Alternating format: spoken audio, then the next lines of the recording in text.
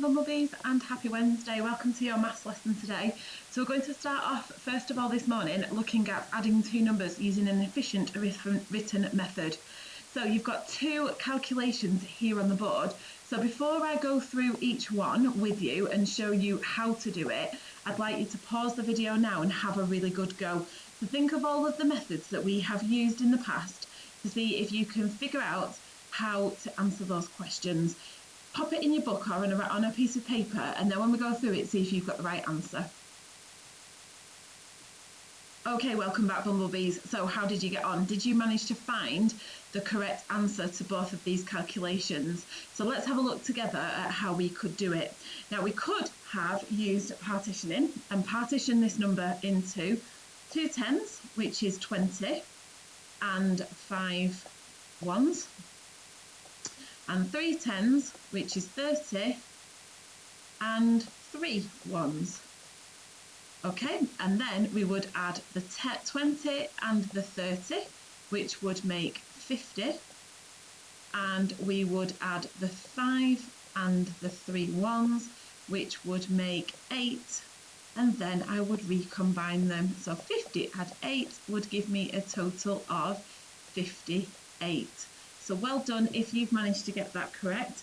The other way of doing it would be, if I just change my pen colour, we could have 2 tens and 5 ones, 1, 2, 3, 4, 5, and 3 tens and 3 ones. And then I would count my tens, 10, 20, 30, 40, 50, 55, 56, 57, 58, and I would still arrive at the same answer of 58. So give yourself a tick if you've managed to get that one correct. Okay, let's have a look at the next one. I'm just going to make the board a little bit longer just so that we've got some space. So again, I'm going to partition my number into 40. So 4 tens and 8 ones. And here I've got 5 tens and just 1 1 in my ones column. Okay, so I'm going to do 40 add 50, which is 90. Okay, and then I'm going to do 8 add 1, which is 9, and then I'm going to recombine the two, which is a total of 99. If you've managed to get 99, huge well done. Okay, so the answer there is 99. Super work today, well done. Again, you can do it the other way by using your jottings. So let's have a look at our jottings. We've got 4 tens, 10, 20, 30, 40, and 8 ones, and I've got 5 tens, 10, 20, 30, 40, 50, and 1 1. And again, start with your tens. So we've got 40, 50, 60, 70, 80, 90. Then I already know we've got 8, so it's 98, and 1 is 99. Okay, well done if you've managed to get those correct. So let's move on to have a look at these two calculations. So do the same again. Pause the video now and have a go at working them out, and then come back to see if you have got the correct answer. Okay, welcome back, Bumblebees. So we'll do it the same again. So we'll split and partition our numbers. So we have got 2 tens and 8 ones, and we have got 3 tens, which is 30, and 5 ones. Okay, and I'm going to add the tens first and then add the ones. So I've got 20 and 30, which is a total of 50. And I'm going to add that to 8 and 5. So we've got 8, 9, 10, 11, 12, 13. So this time I'm going to do 50 add 13.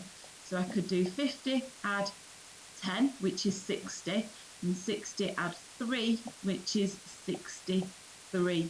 Okay, if you're finding that tricky, then add 10 and then add 3 to work it out, and or if not, use your jottings to help you. So your answer there is 63. And again, you can use your jottings on this one as well. That is absolutely fine. Okay, final one that we're going to look at this morning before we move on in our maths lesson. We've got 49 add 54. So we have got, let's use our jottings for this one, because we can use loads of different methods. So we've got 10, 20, 30, 40, and 9. 4, 5, 6, 7, 8, 9. And I've got 50, 10, 20, 30, 40, 50, and 4 ones. Okay, so I'm going to start calculating with my tens. So I've got 40, 50, 60, 70, 80, 90. And I know this is 9, so I've got 99, 100, 101, 102, 103 is my final answer. I can squeeze that in there. And remember, if it's 103, we need 0 here as a placeholder. So well done if you've managed to get those 4 calculations correct. I hope you have, and I hope you've marked them for yourself. So for the next part of today's maths lesson, we're going to be using measures, and we're going to be measuring and recording weight and mass. And we're going to be using standard units of measure.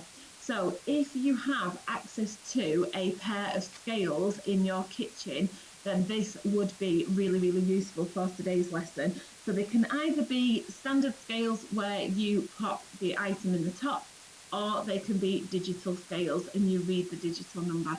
That is absolutely fine. However, if you don't have any scales, please don't worry, because if you've got a packet of crisps at home, packets of crisps are usually about 25 grams in weight, and Heinz beans are usually about 400 grams in weight. So if you can dig out a tin of beans and dig out a packet of crisps, doesn't have to be Walker's, doesn't have to be Heinz, other brands are absolutely fine, then you can use them to compare. So you can hold a tin of beans in one hand and hold your object in the other hand and compare whether they are lighter or heavier. So if you're finding it hard because you've no scales, then you can do that. So let's have a look at our measuring scales today. So here I've got a set of measuring scales. So you can see that I have got a tub at the top where I place the objects that I am wanting to weigh. And then here we have a dial. Now the dial is pointing at 0 to show that we've nothing on our scale.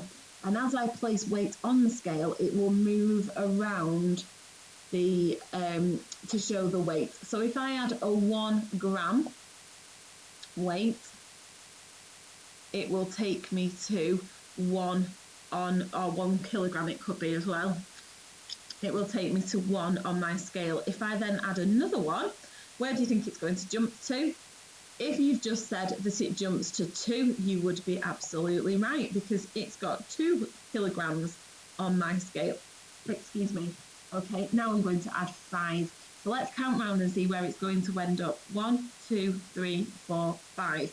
So we should find this dial has gone all the way round to 7 kilograms when I add a 5 kilogram weight. And it has. So can you see now how the weight has pushed the scale and the dial has moved around? Okay, so this is how we measure and record on a scale. So if I go back to here and I've got a weight of, I am measuring the weight of my school shoes, and I know that my school shoes are 500 grams because I've just weighed them. This is how I'm going to record it in my book. Okay, so I've just used a bag of flour, and the bag of flour is 1 kilogram, so or 1,000 grams. So I'm going to record it like that. So have a go at measuring lots and lots of different objects from around your house. If you want to go outside and find sticks and stones or leaves or anything like that that you can find that's out there in nature, you can also weigh and measure those. That's absolutely fine. Looking around my kitchen now, I can see that I have got a tub of salad cream. So I could put my salad cream on the scales and see how much it weighs. Just don't forget to use grams or kilograms as your unit of measure. Okay, now if you haven't got any scales, like I said, I could pick up my tub of salad cream and hold it in one hand with a packet of crisps in the other hand, and I could see which one weighs more or less than the other one. So use your language of one is heavier, one is lighter, okay, and then compare it to the beans. So I would say that my salad cream is heavier than the packet of crisps and heavier than the tin of beans. So my salad cream must weigh more than 400 grams. So have a good go with this. If you can get your parents to send some photos, that would be really good, and we can share them on the school website. So have lots of fun, take care, and I will catch up with you tomorrow.